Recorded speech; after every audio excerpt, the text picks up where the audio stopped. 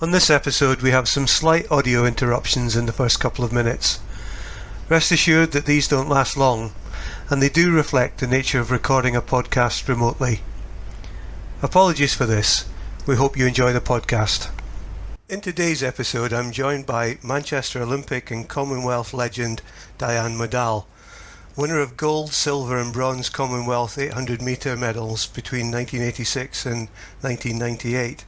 Today, Diane runs the Diane Modahl Sports Foundation, helping young people from disadvantaged areas in the Northwest benefit from everything that sport can offer, enabling them to make the most of themselves in sport, education and employability. She's also very probably the only guest we've ever had on the podcast that's participated in I'm a Celebrity. Diane, a big thank you for finding time in your busy diary to join us today. It's a pleasure. Thank you for the opportunity. You know, Diane is busy because last June the Mayor asked her to lead the GM Young Persons Task Force to help develop the Greater Manchester Youth Guarantee. Diane, there's so much for us to cover in the next 30 minutes or so, especially your views on how young people are viewing the world of work through the COVID pandemic lens, and I think that's really important. However, before we get into the meaty issues, we need to start where we start with all our guests in this series, and that's a personal perspective on work and employment. Now, if my memory serves me correctly, athletics didn't turn professional until 1986 or thereabout, and I'm guessing that you may have had to have a job to fit in around your athletics commitments. So, what was your first ever taste of a working environment, Diane? My first ever job was I had a paper round. So I remember having a paper round and trying to get to all the houses, which was a number of houses, a lot of houses, and sometimes the bag would be enormously heavy if there was a supplement within the newspaper that week or that month. But we hated that as paper boys and paper girls. It was just awful. But we got an extra penny per paper, so that was really good. And my job after that, the one that I possibly enjoyed the most, was working in a grocery store at the end of our road. So I'd be down in the cellar pricing up all the tins, and they had this little fancy sticker machine, like a little gun type machine, and you could actually get a bit of a technique going on and price all the tins of sweet corn or beans or whatever it was. So I was really proud that I had that technique going on there. Fantastic. Now, I bet you were one of the fastest paper delivery people in the region, were you? Well, I like to think that once I was out the door, I needed to be back quickly so I could go for a run, get my training done. But I tell you what, it was the dogs that made me run faster than anything else, because there were so many dogs that would chase you down the garden path, which was also a scary thing. And you never really wanted to put the paper all the way through the door because of fear of getting your fingers nipped. So yeah, in and out, move as quickly as possible. And in the grocery shop, were you serving, or were you just helping behind the scenes? I was just helping behind the scenes, stacking shelves, making sure everything was priced up, and it was quite an experience really, because back in the day it used to be really busy. Everyone would shop at this local grocer at the end of our road, and I felt as though I was doing a major service in a way to everybody who lived there, and I just loved it. It was just a brilliant experience. And I guess, I hold my hand up, I did the same stuff, and I know what you mean about that pricing gun. It was it was good fun when you got the technique right. Yeah. But I guess you were working in a team as well, weren't you? It wouldn't just be you, there'd be a team of you doing that sort of stuff. Yeah, there was the shop owner who was brilliant. He was a hard taskmaster, though. We had to be in, it was the weekends when I was working, so I had to be in quite early, about 8 o'clock. And if you didn't put the price or the little sticker in the right place. He didn't like that. So there was him, but there was also another person who worked in the shop helping me stack shelves, and we used to laugh and joke about how strict he was, and sometimes we deliberately put the sticker in the wrong place just to wind him up. So from those beginnings, were they formative in any way, influencing your thoughts about what good work should be? Or maybe was it perhaps the other way around, maybe the discipline, commitment and determination from athletics that influenced your view of what an effective workplace is? I think the learning for me, when I look back and reflect, say, on the paper round, it was tough work. It wasn't easy work. It was often cold. It was raining. The bag was heavy. You'd be chased by dogs, sometimes nipped or bitten by dogs. So what it taught me was just endurance and the ability to keep going, even if I didn't feel like walking out the door and delivering hundreds of papers that day. I just kept going. And I think in the grocery store, it was something similar. I think the incentive was I wanted money in my pocket. I wanted spends. I wanted to be able to go into town and buy stuff. So even if it was a tough task, I was incentivized because of what was going to be waiting for me at the end of the month. And that determination certainly was in evidence through your athletics career as well, I guess. So really interesting whether the workplace informed that determination and the way in which you must have had to train for very long hours, the endurance, and then the motivation of success of medals. Yeah. When I was discovered at school, it was a chance meeting with a volunteer, and Alan Robertshaw, the volunteer, had discovered a number of young people at my school in Moss Side, and he saw potential. He talked about potential, and my sisters were also two who he had scouted, but they just weren't passionate about it. They weren't able to transition to actually really, be part of what Alan expected of us. So on a Sunday morning, we'd be running like an hour. I was 15 years old at the time. So it's a really long way to put the miles in. Whereas my sisters, they'd discovered parties, so there was no way they were going to wake up early on a Sunday morning. So I think it was a sense of... I had found something that I loved. It wasn't necessarily that I was good at it. I loved it. I was enjoying it. I'd found my sense of purpose, and I just kept going. So those skills, that you talk about of determination and commitment and resilience, it wasn't that I was thinking about that. It was something that just came with the territory, because every Sunday morning, every Saturday during the Hill sessions, I just turned up.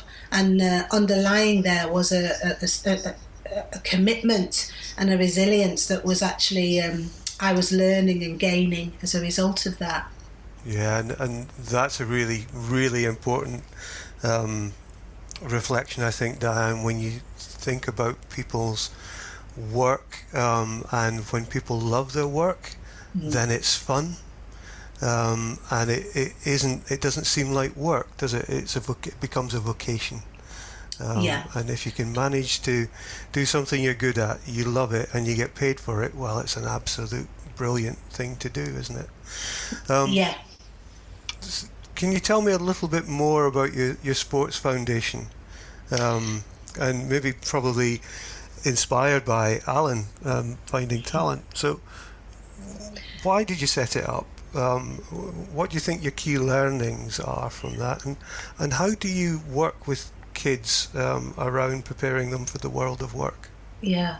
So I retired, I hung my spikes up after the Sydney Olympic Games in 2000, and I'd had an enormously privileged career. I'd travelled the world, I'd broken records, I'd won 6 national titles, I was unbeaten by any British athlete for 6 consecutive seasons.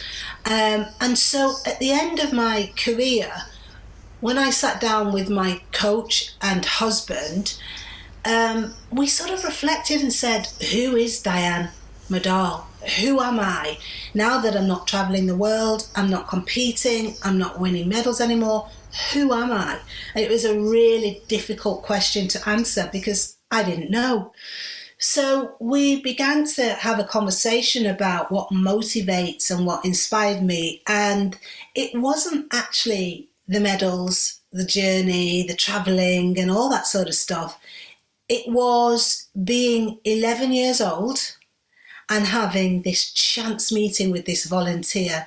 That one intervention changed my life. And so what Alan did was give me the opportunity to dream. He gave me the opportunity to do something that I didn't even know I could do. So when we reflected on what next for me, we went all the way back to that 11-year-old girl. And that 11-year-old girl was looking for an opportunity to have hope, to be challenged, to set goals, but also be supported to map out a plan to achieve those goals. So as long as I had been in the foundation, I had been 11 years old. It is that 11-year-old drive that I've never forgotten. So we work within the top 20% areas of deprivation. And what that means, what the statistics will tell you is, if you are growing up within those marginalised communities, you are unlikely to achieve 5A stars to C's in your GCSEs. You are likely to have a really high morbidity rate, so you're not going to live as long as others. And it's likely, the statistics will tell us, that you're not aspiring to do anything because there are no role models who are showing you and leading you the way. So what we do as an organisation is kick those myths down the road. And we deal with the individuals, the young people who are in front of us. So we talk about taking the chance out of success and making it a choice. It was a chance meeting that I met that volunteer.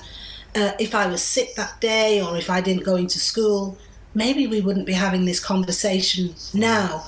So our organisation is about using sport as a catalyst, as a vehicle to engage, to inspire, to challenge.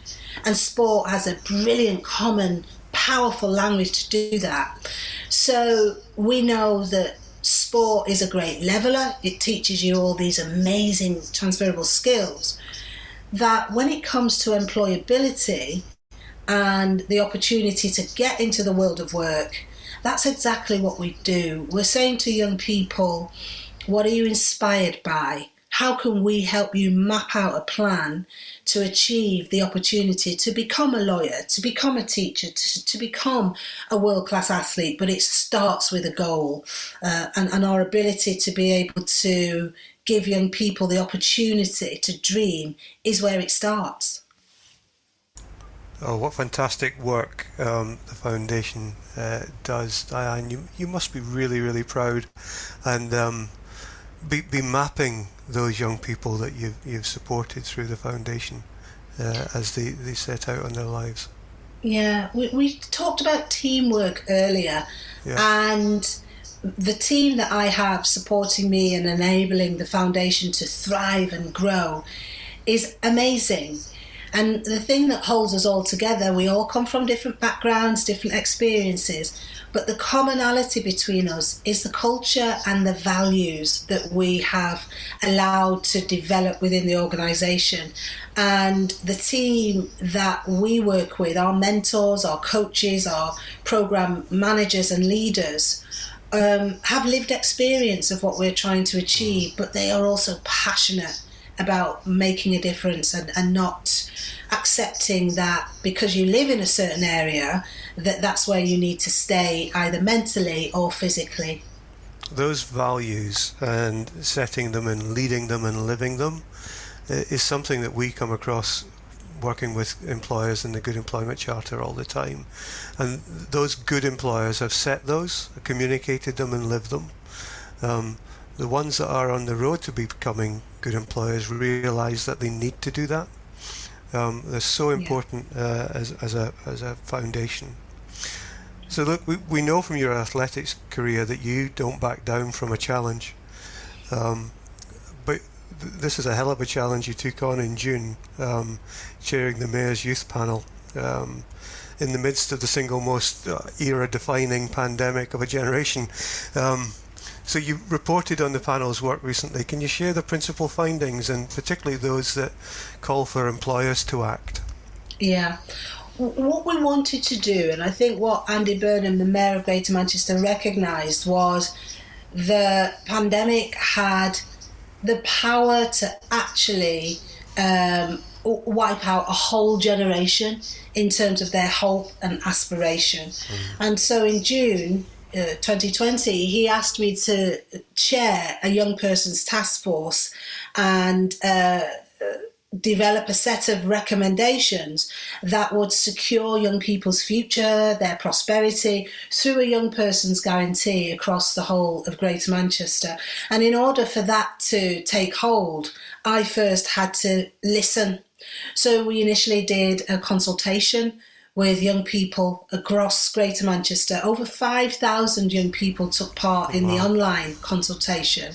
But we went further than that. We did a lot of face-to-face work with young people. We did detached conversations and got a real sense of what were the challenges, what was most important to young people. And we asked them to identify the key issues. And there were 4 key things that came out of that. It was about reducing economic inequalities. So young people were very nervous about their job aspirations, their apprenticeship opportunities. The second area was around making effective transitions into and out of the world of education or work. The third area was about hope and aspiration. How do we retain that when everything was visibly crumbling around us? And the final area was digital connectivity, which we know is crucial whilst young people were out of school and unable to carry on their learning in school. And we recognise that at least 15 to 20,000 young people were digitally excluded, and therefore their education was being enormously affected. So in terms of the recommendations and the listening exercise that we undertook, I was able to present back to Andy and the 10 leaders of Greater Manchester some key areas in which we have to look at, and they were around those 4 key issues. The first one we focused on was how do we close that digital gap in terms of young people being able to continue their education.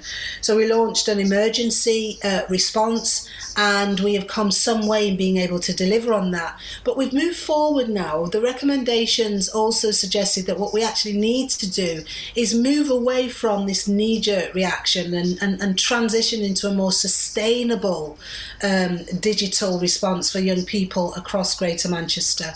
And that's where we are now, working with businesses, partners, digital providers to look at how does Greater Manchester become the first 100% digitally enabled region, so that every young person is able to have the data or the connectivity that they need.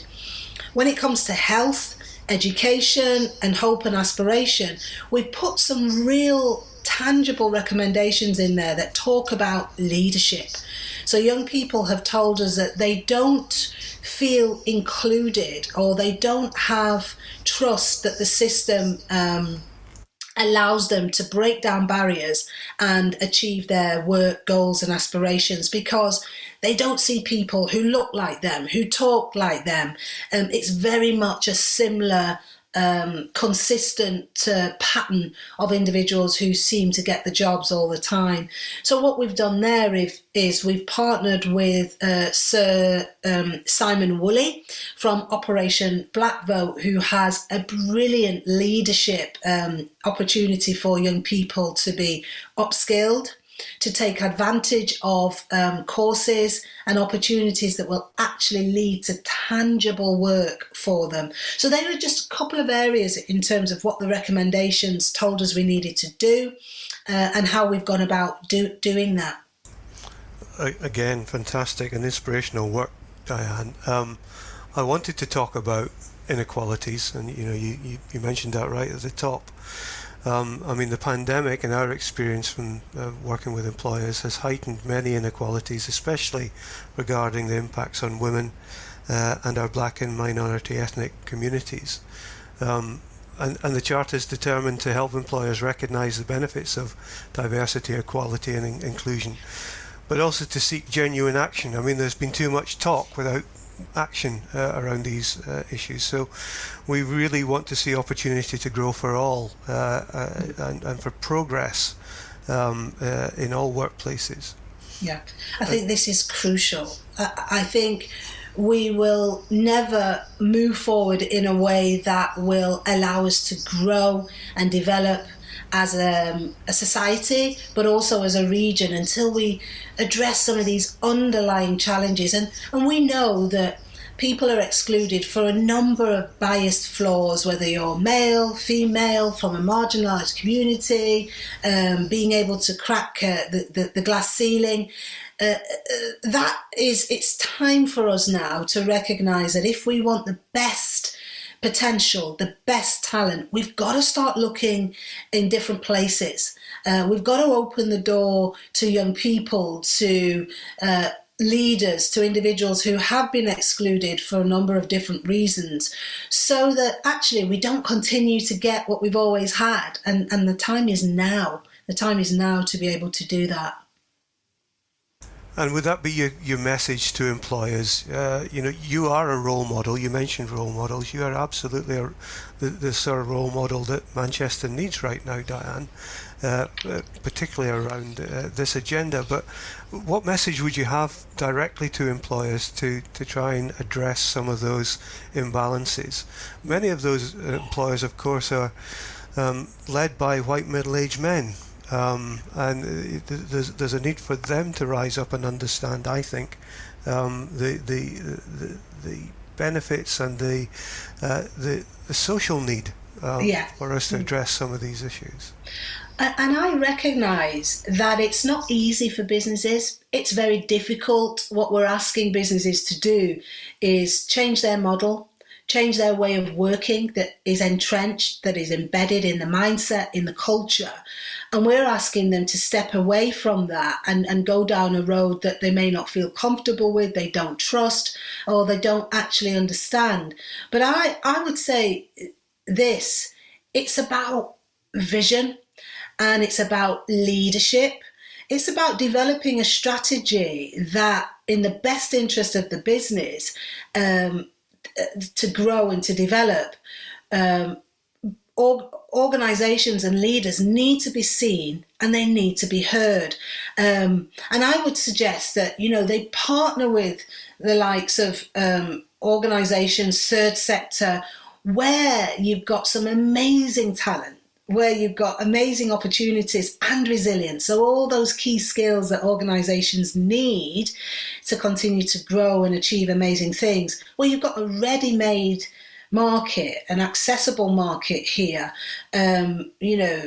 within some of those areas that have been excluded for far too long. So I would suggest it is about being brave and it is about being bold and knocking on the door of the likes of our organisation, Young Manchester, Manchester Young Lives, and a myriad of other charities and other businesses, and saying, we want to partner with you because we know within these organisations it's the right thing to do. We have a duty of care to our young people to expose them to positive experience and attitudes. But also, I want to maintain a vision where my organisation can succeed. So I'm keen. I want to be a little bit nosy. I want to put my head above the parapet and say, I am going to make the difference here. And ask themselves, if you were unafraid, what would you be doing? And if you are afraid, what are you afraid of? And you're absolutely right. You hit the nail on the head. And I think also it will matter for those businesses that are trying to sell services or goods to the younger generation, because these sorts of issues matter on consumer choice now, don't they? Extremely. I mean, young people have always been clued up, but now more than ever, they want to align themselves with brands, with businesses, with organizations who are authentic, who reflect them, who have an understanding that the world is made up of a myriad of people. And if your organization doesn't reflect that, not only are you outdated, but you're missing a trick, because your brand, your growth, your sales could, grow enormously if you have the vision and develop a strategy that enables you to actually, work with individuals who are savvy and, want to actually align themselves with you if you get that bit right. Diane, thank you so much for sharing your thoughts with us. Truly an inspiration. And we didn't once speak about a bush tracker trial, did we? Maybe we can do that again some other time. Yeah. Finally, if you were to talk directly to a GM employer right now, a Greater Manchester employer, is there one thing you would ask them to consider doing to help the city build back better? Yeah. I would say look internally at your offer, because I think anything starts with a strong foundation. So you've got to make sure that your business is in a good place to be able to offer anything out externally. Look after your teams, first of all. Look after your staff and your team. And then moving forward from that, I would say the key thing that businesses can do is actually look at what is their offer like at the moment. What is their offer in terms of some of the things that we talked about in the Young Person's Guarantee? Young people are suffering in terms of digital exclusion. Mental health is a huge key issue for young people. And what they've said to us is they need our mental health services to work harder for us. And they also need opportunities to be able to get in front of young people so that they can secure their prosperity through the guarantee. So I'd come back to what I said earlier: be brave, be bold, because that's what it's going to take for us all to build back. And it's not about going back to where we were. I think businesses are in a brilliant position to flex, to be agile, to transition now into a different way of working. But also, I would say, we need their courage and their support. I know a lot of businesses are struggling financially, but there is still a lot businesses can do to support the next generation, whether it's time, whether it's apprenticeship opportunities. There is much that they can be doing, and the time is now. Diane, thanks again. So great to know your work is making such a difference for the young people of Greater Manchester. All your work, throughout your work, you can be assured of the Charter's continued support. Thanks very much. It's a pleasure. Thank you for the opportunity. And if there are any businesses that want to have a conversation with me about how we can work together and support and partner each other, I'd be more than willing to take the call. Wonderful. We'll make sure those connections are made. Thank you. Thank you. Thank you. Thank you.